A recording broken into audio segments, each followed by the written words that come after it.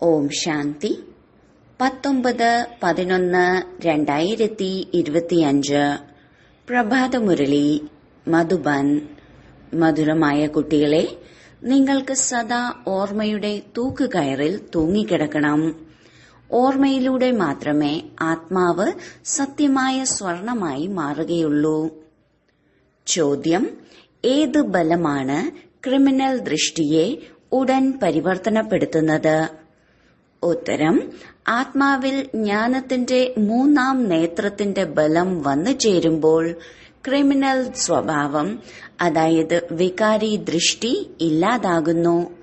ബാബയുടെ ശ്രീമത്താണ്, കുട്ടികളെ, നിങ്ങളെല്ലാവരും പരസ്പരം സഹോദര സഹോദരന്മാരാണ്, സഹോദരീ സഹോദരന്മാരാണ്. നിങ്ങളുടെ കണ്ണുകൾ ഒരിക്കലും ക്രിമിനലാകാൻ പാടില്ല. നിങ്ങൾ സദാ ഓർമ്മയുടെ ലഹരിയിൽ ഇരിക്കൂ. ആഹാ ഭാഗ്യം, ആഹാ, നമ്മളെ ഭഗവാനാണ് പഠിപ്പിക്കുന്നത്. ഇങ്ങനെ ചിന്തിക്കൂ, എന്നാൽ ലഹരി വർദ്ധിച്ചുകൊണ്ടേയിരിക്കും. ഓം ശാന്തി. മധുരമധുരമായ ആത്മീയ കുട്ടികളെ പ്രതി ആത്മീയ അച്ഛൻ മനസ്സിലാക്കി തരികയാണ്. കുട്ടികൾക്കറിയാം, ആത്മീയ അച്ഛനും ആത്മാവ് തന്നെയാണ്. ബാബ പരിപൂർണനാണ്. ഒരു തരത്തിലുള്ള തുരുമ്പും, അതായത് കറയും പുരണ്ടിട്ടില്ല.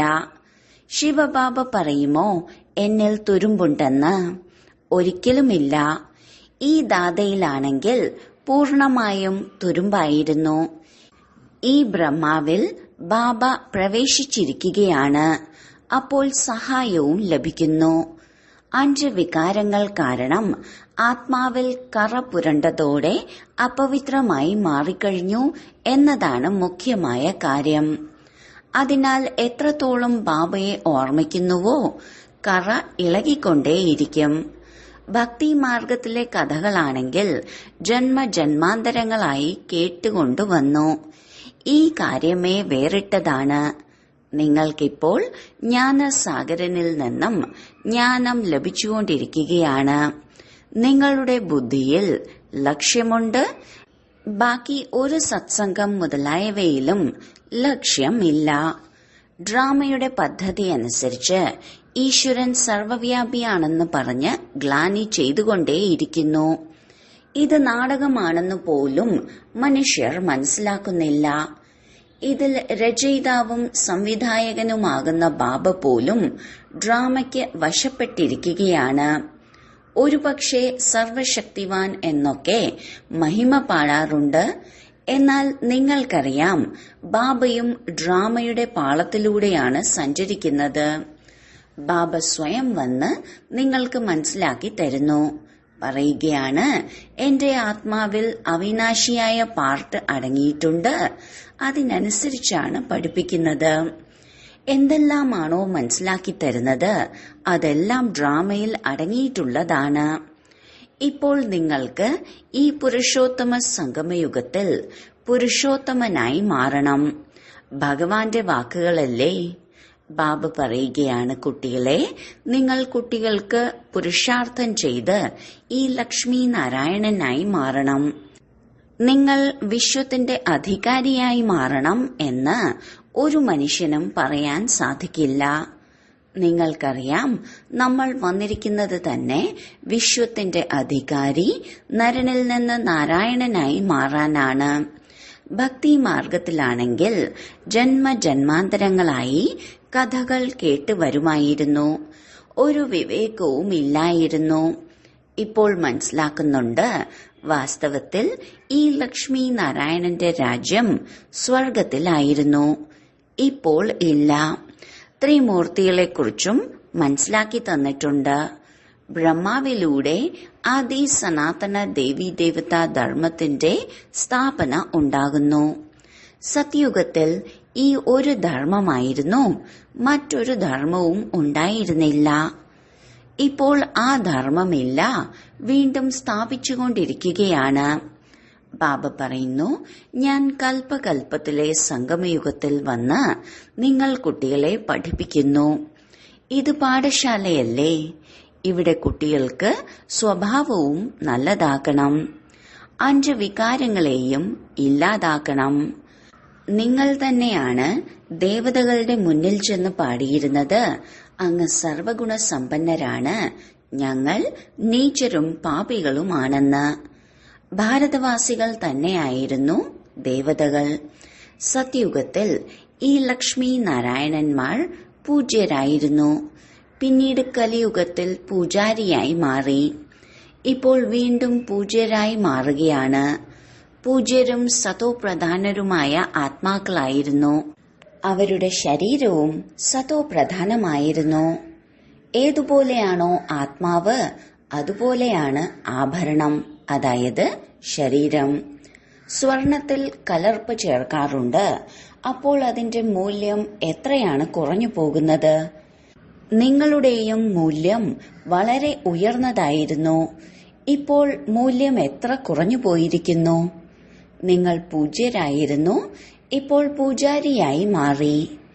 ഇനി എത്ര യോഗത്തിലിരിക്കുന്നുവോ അത്രത്തോളം കറ ഇളകും. ഒപ്പം ബാബയോട് സ്നേഹം ഉണ്ടായിക്കൊണ്ടേയിരിക്കും, സന്തോഷവും ഉണ്ടായിരിക്കും. ബാബ സ്പഷ്ടമായി പറയുകയാണ്, കുട്ടികളെ ചാർട്ട് വെക്കൂ. മുഴുവൻ ദിവസം നമ്മൾ എത്ര സമയം ഓർമ്മയിൽ ഇരിക്കുന്നുണ്ട്? ഓർമ്മയുടെ യാത്ര എന്ന വാക്ക് ശരിയാണ്. ഓർമ്മിച്ചോർമ്മിച്ച് കറ ഇളകി ഇളകി അന്തമതി സോഗതി ആകും. ആ വഴികാട്ടികളാണെങ്കിൽ യാത്രക്കെല്ലാം കൊണ്ടുപോകാറുണ്ട്. ഇവിടെയാണെങ്കിൽ ആത്മാവ് സ്വയം തന്നെ യാത്ര ചെയ്യുന്നു. തന്റെ പരംധാമത്തിലേക്ക് തിരിച്ചു പോകണം. എന്തുകൊണ്ടെന്നാൽ ഡ്രാമയുടെ ചക്രം ഇപ്പോൾ പൂർത്തിയാവുകയാണ്. ഇത് വളരെ മോശമായ ലോകമാണ് എന്നത് നിങ്ങൾക്കറിയാം. പരമാത്മാവിനെയാണെങ്കിൽ ആർക്കും അറിയില്ല, അറിയാനും പോകുന്നില്ല. അതുകൊണ്ടാണ് വിനാശകാലെ വിപരീത ബുദ്ധി എന്ന് പറയുന്നത്. അവരെ സംബന്ധിച്ച് ഈ നരകം തന്നെ സ്വർഗത്തിന് സമാനമാണ്. അവരുടെ ബുദ്ധിയിൽ ഈ കാര്യങ്ങൾ ഇരിക്കാൻ സാധിക്കില്ല. നിങ്ങൾ കുട്ടികൾക്ക് ഇതെല്ലാം വിചാരസാഗര മന്ഥനം ചെയ്യുന്നതിന് വേണ്ടി ഒരുപാട് ഏകാന്തത വേണം. നമ്മൾ ജീവാത്മാക്കളെ പരമാത്മാവ് പഠിപ്പിക്കുകയാണ്. കൽപ്പം മുൻപും ഇങ്ങനെ പഠിപ്പിച്ചിരുന്നു. കൃഷ്ണന്റെ കാര്യമല്ല. കൃഷ്ണനാണെങ്കിൽ ചെറിയ കുട്ടിയായിരുന്നു. കൃഷ്ണൻ വെറും ആത്മാവും ഇത് പരമാത്മാവും. ആദ്യ നമ്പറിലെ ആത്മാവായ ശ്രീകൃഷ്ണൻ തന്നെയാണ് പിന്നീട് അവസാനത്തെ നമ്പറിൽ വന്നിരിക്കുന്നത്. അപ്പോൾ പേരും വേറെയായി. ഒരുപാട് ജന്മങ്ങളുടെ അവസാനത്തെ ജന്മത്തിൽ പേരും വേറെയായിരിക്കില്ലേ? പറയുകയാണ്, ഇത് ദാദാ ലേഖരാജ് ആണെന്ന്. ഇത് ഒരുപാട് ജന്മങ്ങളുടെയും അവസാനത്തെ ജന്മമാണ്. പറയുകയാണ്, ഞാൻ ഇവരിൽ പ്രവേശിച്ച് നിങ്ങളെ രാജയോഗം പഠിപ്പിക്കുകയാണ്. ബാബ ആരിലെങ്കിലും വരുമല്ലോ. ഈ കാര്യങ്ങളൊന്നും ശാസ്ത്രങ്ങളിൽ ഇല്ല. ബാബ നിങ്ങൾ കുട്ടികളെയാണ് പഠിപ്പിക്കുന്നത്, നിങ്ങൾ തന്നെയാണ് പഠിക്കുന്നത്. പിന്നീട് സത്യയുഗത്തിൽ ഈ ജ്ഞാനം ഉണ്ടാകില്ല. അവിടെയുള്ളത് പ്രാപ്തിയാണ്. ബാബ സംഗമയുഗത്തിൽ വന്ന് ഈ ജ്ഞാനം കേൾപ്പിക്കുകയാണ്. പിന്നീട് നിങ്ങൾ പദവി പ്രാപ്തമാക്കുന്നു. ഈ സമയം തന്നെ പരിധിയില്ലാത്ത ബാബയിൽ നിന്നും പരിധിയില്ലാത്ത സമ്പത്ത് പ്രാപ്തമാക്കണം. അതിനാൽ കുട്ടികൾ അശ്രദ്ധ കാണിക്കാൻ പാടില്ല. മായ ഒരുപാട് അശ്രദ്ധയിൽ കൊണ്ടുവരുന്നു. പിന്നീട് മനസ്സിലാക്കാൻ സാധിക്കും അവരുടെ ഭാഗ്യത്തിലില്ല എന്ന്. ബാബയാണെങ്കിൽ ഭാഗ്യമുണ്ടാക്കി തരികയാണ്. ഭാഗ്യത്തിൽ എത്ര വ്യത്യാസമുണ്ടാകുന്നു. ചിലർ പാസ്സാകും, ചിലർ തോറ്റുപോകും.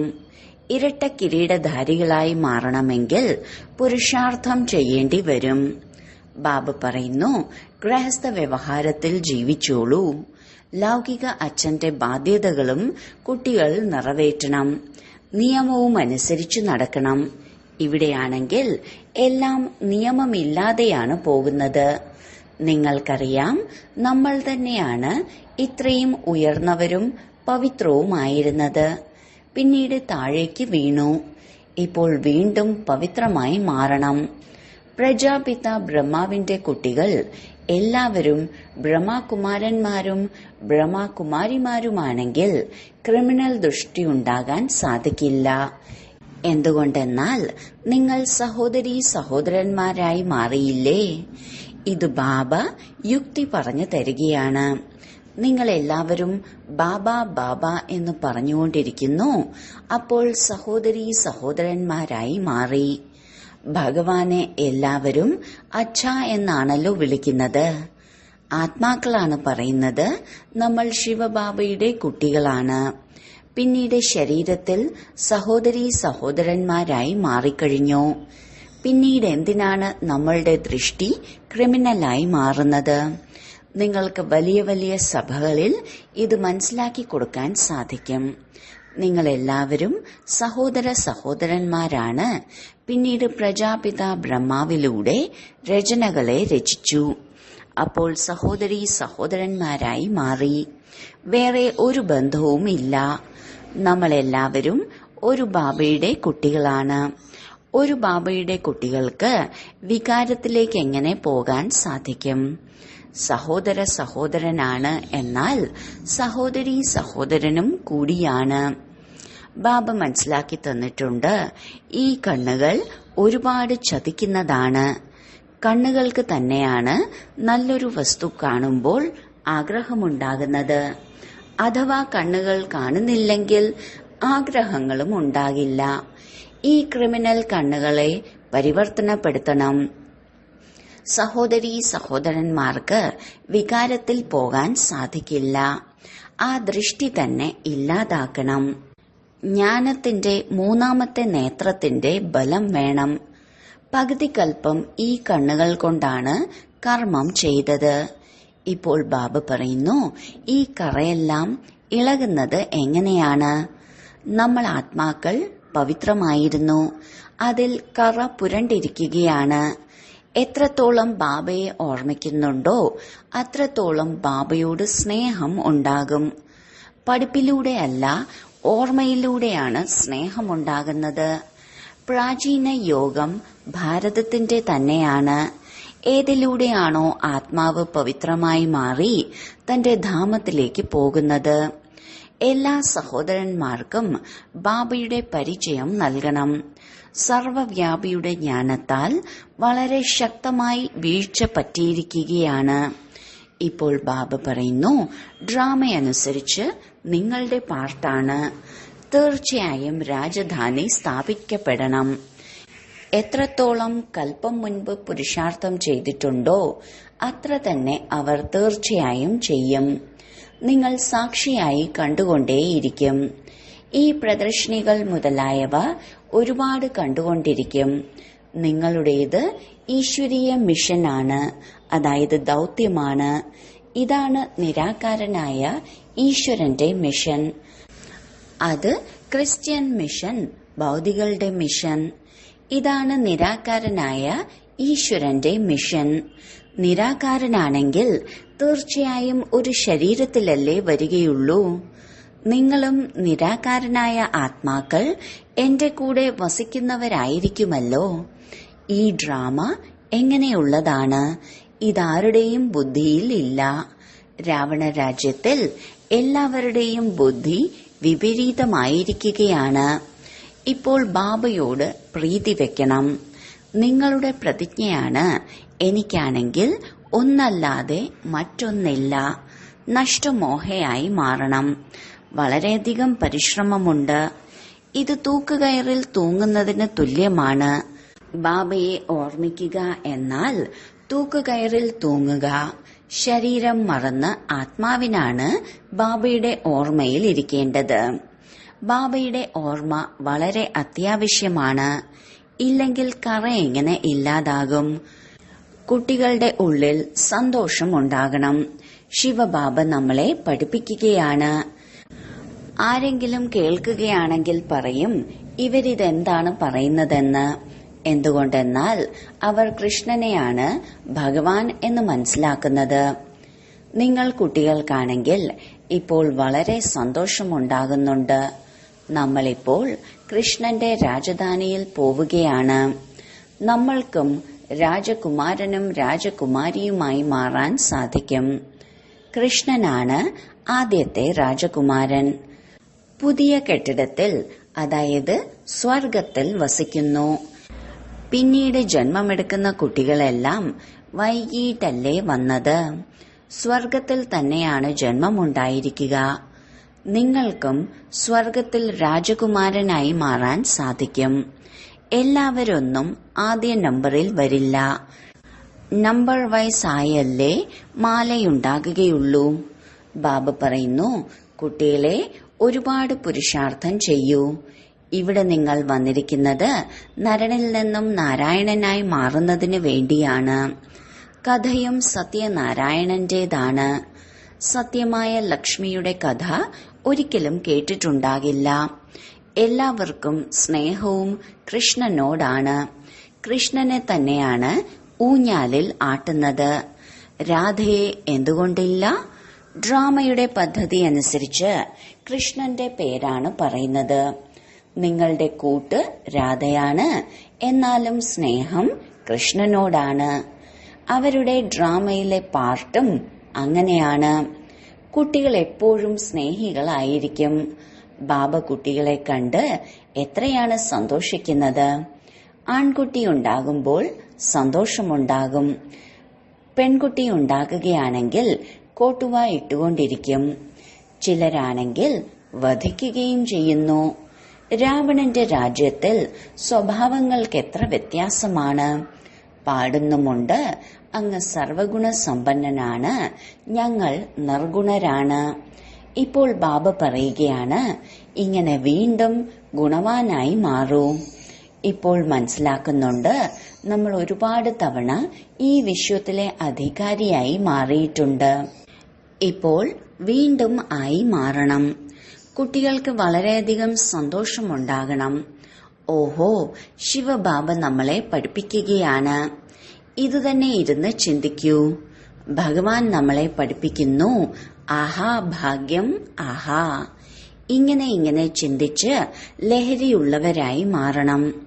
ആഹാ ഭാഗ്യം, ആഹാ. പരിധിയില്ലാത്ത ബാബയെ നമുക്ക് ലഭിച്ചിരിക്കുകയാണ്. നമ്മൾ ബാബയെ തന്നെയാണ് ഓർമ്മിക്കുന്നത്. പവിത്രത ധാരണ ചെയ്യണം. നമ്മൾ ഇങ്ങനെയായി മാറുന്നു. ദൈവിക ഗുണങ്ങൾ ധാരണ ചെയ്യുന്നു. ഇതും മന്മനാഭവ ആണല്ലോ. ബാബ നമ്മളെ ഇതാക്കി മാറ്റുന്നു. ഇതാണെങ്കിൽ പ്രത്യക്ഷത്തിലുള്ള അനുഭവത്തിന്റെ കാര്യമാണ്. ബാബ മധുരമധുരമായ കുട്ടികൾക്ക് നിർദ്ദേശം നൽകുകയാണ്. ചാർട്ട് എഴുതൂ. പിന്നീട് ഇങ്ങനെ ഏകാന്തമായി ഇരുന്ന് സ്വയത്തോട് സംസാരിക്കൂ. ഈ ബാഡ്ജ് ധരിച്ചിരിക്കൂ. നമ്മൾ ഇതായി, അതായത് ലക്ഷ്മി നാരായണനായി മാറാൻ പോകുന്നത് ഭഗവാന്റെ ശ്രീമതത്തിലൂടെയാണ്. ഈ ലക്ഷ്മി നാരായണനെ കണ്ട് ബാബയെ സ്നേഹിച്ചുകൊണ്ടിരിക്കൂ. നമ്മൾ ബാബയുടെ ഓർമ്മയിലൂടെയാണ് ഇങ്ങനെയായി മാറാൻ പോകുന്നത്. ബാബ, അങ്ങയുടെ കാര്യം അത്ഭുതകരം തന്നെയാണ്. ഞങ്ങൾക്ക് മുൻപ് അറിയില്ലായിരുന്നല്ലോ അങ്ങ് ഞങ്ങളെ വിശ്വത്തിന്റെ അധികാരിയാക്കി മാറ്റും എന്ന്. ദിനരാത്രം ഭക്തിയിൽ ദർശനത്തിനു വേണ്ടി കഴുത്ത് മുറിക്കുവാനും പ്രാണൻ ത്യാഗം ചെയ്യേണ്ടിയും വരുന്നു. അപ്പോഴാണ് ദർശനമുണ്ടാകുന്നത്. അങ്ങനെയുള്ള ഭക്തരുടെ മാല തന്നെയാണ് ഉണ്ടാക്കപ്പെട്ടിട്ടുള്ളത്. ഭക്തർക്ക് അംഗീകാരവുമുണ്ട്. കലിയുഗത്തിലെ ഭക്തരാണെങ്കിൽ ചക്രവർത്തിമാരെ പോലെയാണ്. ഇപ്പോൾ നിങ്ങൾ കുട്ടികൾക്ക് പരിധിയില്ലാത്ത ബാബയോടാണ് പ്രീതിയുള്ളത്. ഒരു ബാബയല്ലാതെ മറ്റാരും ഓർമ്മ വരരുത്. തികച്ചും ലൈൻ ക്ലിയർ ആയിരിക്കണം. ഇപ്പോൾ നമ്മുടെ 84 ജന്മങ്ങൾ പൂർത്തിയായി കഴിഞ്ഞു. ഇനി നമ്മൾ ബാബയുടെ ആജ്ഞ അനുസരിച്ച് പൂർണമായ രീതിയിൽ നടക്കും. കാമം മഹാശത്രുവാണ്, അതിനോട് തോൽക്കരുത്. തോറ്റുപോയിട്ട് പിന്നീട് പശ്ചാത്തപിച്ചിട്ട് എന്തു ചെയ്യാനാണ്? ഓരോ എല്ലുകളും തീർത്തും ഒടിഞ്ഞുപോകും. വളരെ കടുത്ത ശിക്ഷ ലഭിക്കും. കറ ഇളകുന്നതിന് പകരം ഒന്നുകൂടി ശക്തിയോടെ വർദ്ധിക്കുന്നു. യോഗമുണ്ടാകില്ല. ഓർമ്മയിലിരിക്കുക എന്നത് വളരെ പരിശ്രമമുള്ള കാര്യമാണ്. ഒരുപാട് പൊങ്ങച്ചവും പറയുന്നുണ്ട്. നമ്മൾ ബാബയുടെ ഓർമ്മയിലാണ് കഴിയുന്നത് എന്ന്. ബാബയ്ക്കറിയാം ഇരിക്കാൻ സാധിക്കില്ല. ഇതിൽ മായയുടെ വലിയ കൊടുങ്കാറ്റ് വരുന്നു. അങ്ങനെയുള്ള സ്വപ്നങ്ങളെല്ലാം വരും. തികച്ചും ശല്യം ചെയ്യും. ജ്ഞാനമാണെങ്കിൽ വളരെ സഹജമാണ്. ഒരു ചെറിയ കുട്ടിക്ക് പോലും മനസ്സിലാക്കി കൊടുക്കാൻ സാധിക്കും. ബാക്കി ഓർമ്മയുടെ യാത്രയിൽ തന്നെയാണ് വളരെയധികം ബുദ്ധിമുട്ടുള്ളത്. നമ്മൾ ഒരുപാട് സേവനം ചെയ്യുന്നുണ്ടെന്ന് പറഞ്ഞ് സന്തോഷിക്കരുത്. തന്റെ ഗുപ്തമായ സേവനം, അതായത് ഓർമ്മയുടെ യാത്ര ചെയ്തുകൊണ്ടേയിരിക്കൂ. ഈ ബ്രഹ്മാവിനാണെങ്കിൽ ലഹരി ഉണ്ടാകുന്നുണ്ട്. ശിവബാബയുടെ കുട്ടിയായ ഞാൻ ഒറ്റയ്ക്കാണ്. ബാബ വിശ്വത്തിന്റെ രചയിതാവാണെങ്കിൽ തീർച്ചയായും നമ്മളും സ്വർഗത്തിലെ അധികാരിയായി മാറും. രാജകുമാരനായി മാറാൻ പോകുകയാണ്. ഈ ആന്തരിക സന്തോഷം ഉണ്ടാകണം. എന്നാൽ എത്രത്തോളം നിങ്ങൾ കുട്ടികൾക്ക് ഓർമ്മയിലിരിക്കാൻ സാധിക്കുന്നുണ്ടോ അത്രത്തോളം എനിക്കില്ല, അതായത് ബ്രഹ്മബാബയ്ക്ക്. ബാബയ്ക്കാണെങ്കിൽ ഒരുപാട് കാര്യങ്ങൾ ചിന്തിക്കേണ്ടതായി വരും. ബാബ വലിയ ആളുകളുടെ സത്കാരം എന്തുകൊണ്ടാണ് ചെയ്യുന്നത് എന്ന് കുട്ടികൾക്കൊരിക്കലും അസൂയയും ഉണ്ടാകാൻ പാടില്ല. ബാബ ഓരോ കുട്ടിയുടെയും നാഡി നോക്കി അവരുടെ മംഗളത്തിനു വേണ്ടി ഓരോരുത്തരെയും അതിനനുസരിച്ച് നടത്തിക്കൊണ്ടു പോകുന്നു. ടീച്ചറിനറിയാം ഓരോ വിദ്യാർത്ഥിയെയും എങ്ങനെയാണ് കൊണ്ടുപോകേണ്ടതെന്ന്. കുട്ടികൾക്കിതിൽ സംശയം ഉന്നയിക്കാൻ പാടില്ല. ശരി, വളരെ കാലത്തെ വേർപാടിന് ശേഷം തിരികെ കിട്ടിയ മധുരമധുരമായ സന്താനങ്ങൾക്ക് മാതാവും പിതാവുമായ ബാബ്ദാദയുടെ സ്നേഹസ്മരണകളും പുലർക്കാല വന്ദനവും. ആത്മീയ പിതാവിന്റെ ആത്മീയ കുട്ടികൾക്ക് നമസ്കാരം. ധാരണയ്ക്കുള്ള മുഖ്യ സാരം: 1. ഏകാന്തമായി ഇരുന്ന് സ്വയത്തോട് സംസാരിക്കണം. ആത്മാവിൽ പുരണ്ടിരിക്കുന്ന കറ ഇല്ലാതാക്കുന്നതിനു വേണ്ടി ഓർമ്മയുടെ യാത്രയിൽ ഇരിക്കണം. 2. ഒരു കാര്യത്തിലും സംശയം ഉന്നയിക്കരുത്, അസൂയപ്പെടരുത്. ആന്തരിക സന്തോഷത്തിൽ ഇരിക്കണം. തന്റെ ഗുപ്തമായ സേവനം ചെയ്യണം. വരദാനം: യാചകനിൽ നിന്ന് രാജകുമാരന്റെ പാർട്ട് പ്രായോഗികമായി നടത്തുന്ന ത്യാഗിയും ശ്രേഷ്ഠ ഭാഗ്യശാലിയുമായ ആത്മാവായി ഭവിക്കട്ടെ. ഭാവിയിൽ വിശ്വമഹാരാജാവ് ദാതാവാകുന്നതുപോലെ ഇപ്പോൾ മുതൽ ദാതാ സംസ്കാരം ഇമർജ് ചെയ്യൂ. ആരിൽ നിന്നെങ്കിലും എന്തെങ്കിലും ആശ്രയമെടുത്ത് പിന്നെ ആശ്രയം നൽകുക, ഇങ്ങനെ സങ്കല്പത്തിൽ പോലും ഉണ്ടാകരുത്. ഇതിനെയാണ് പറയുന്നത് യാചകനിൽ നിന്ന് രാജകുമാരൻ. സ്വയം എടുക്കാനുള്ള ഇച്ഛയുള്ള ആളല്ല, ഈ അല്പകാലത്തെ ഇച്ഛയിൽ നിന്നും യാചകൻ. ഇങ്ങനെയുള്ള യാചകനാണ് സമ്പന്നമൂർത്തി. ആരാണോ ഇപ്പോൾ മുതലേ യാചകനിൽ നിന്ന് രാജകുമാരൻ എന്ന പാർട്ട് പ്രായോഗികമായി നടത്തുന്നത് അവരെയാണ് പറയുന്നത് സദാ ത്യാഗി അഥവാ ശ്രേഷ്ഠ ഭാഗ്യശാലി. ത്യാഗത്തിലൂടെ സദാകാലത്തെ ഭാഗ്യം സ്വതവേ ഉണ്ടാകുന്നു. സ്ലോഗൻ: സദാ ഹർഷിതമായിരിക്കുന്നതിന് സാക്ഷിയുടെ സീറ്റിൽ ദൃഷ്ടാവായി കളി കാണൂ. അവ്യക്ത സൂചന: അശരീരി അഥവാ വിദേഹി സ്ഥിതിയുടെ അഭ്യാസം വർദ്ധിപ്പിക്കൂ. അശരീരി സ്ഥിതിയുടെ അനുഭവം ചെയ്യുന്നതിന് സൂക്ഷ്മ സങ്കല്പ രൂപത്തിലും എവിടെയും ആകർഷണം ഉണ്ടാകരുത്. സംബന്ധത്തിന്റെ രൂപത്തിലും സമ്പർക്കത്തിന്റെ രൂപത്തിലും അഥവാ തന്റെ ഏതെങ്കിലും വിശേഷതയുടെ നേർക്കെങ്കിലും ആകർഷണം ഉണ്ടാകരുത്. അഥവാ തന്റെ ഏതെങ്കിലും വിശേഷതയിൽ ആകർഷണമുണ്ടെങ്കിൽ ആ ആകർഷണം ബന്ധനയുക്തമാക്കും. ആ ആകർഷണം അശരീരിയാകുവാൻ അനുവദിക്കുകയില്ല. ഓം ശാന്തി.